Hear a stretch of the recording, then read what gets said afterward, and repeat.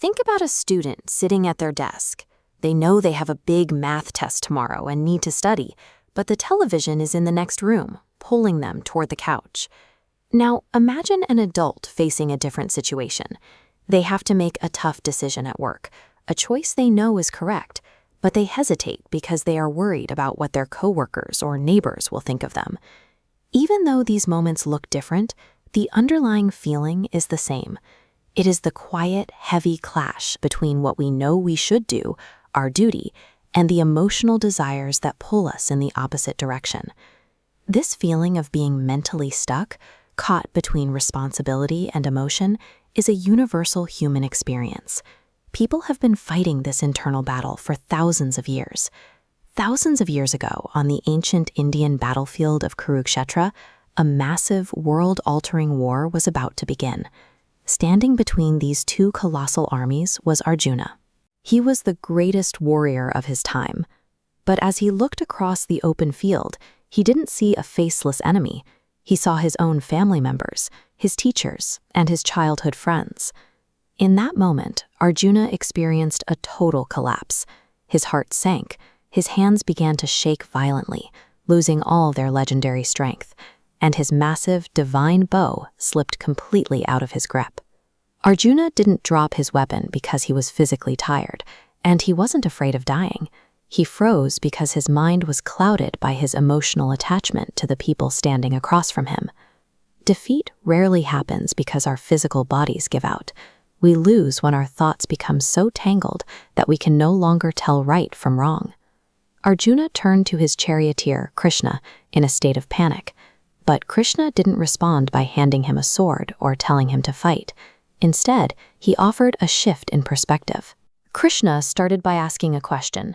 Who is the actual I that exists inside of you? He explained that the physical body is temporary. It is constantly moving through stages of change.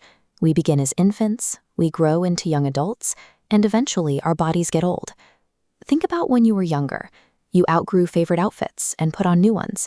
You didn't cry because you were the same person underneath. As outer aging bodies fade, an unchanging center core is revealed, the permanent soul. Your inner self simply moves through different bodies over time. Krishna isn't saying that we shouldn't feel sadness when things end. He is saying we shouldn't define our existence by physical things that are guaranteed to change. Realizing that your identity is this eternal inner self, rather than your temporary body, addresses the root of our fears about life and death. Now, this brings up a practical question. If the soul doesn't die, and bodies change anyway, why should Arjuna bother fighting? Why should any of us do hard work? Krishna opposes the idea of running away from responsibilities. He teaches a method to live and act in the real world without experiencing constant suffering. He calls this powerful practice karma yoga. It means pouring your attention and energy into the task you're doing in the present moment. When we stress over outcomes, our energy splits in two directions. Part of the mind attempts the present action, while the rest is drained by future worry about grades or opinions. When a person drops anxiety about the future and focuses everything on the work itself, their energy resolves into a single powerful beam aimed directly at duty. Krishna explains that your right is only to the work itself, not the results that follow.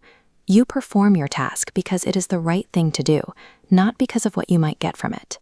Letting go of our obsession with the final outcome is the precise mechanism that allows us to do our highest quality work and find peace right now.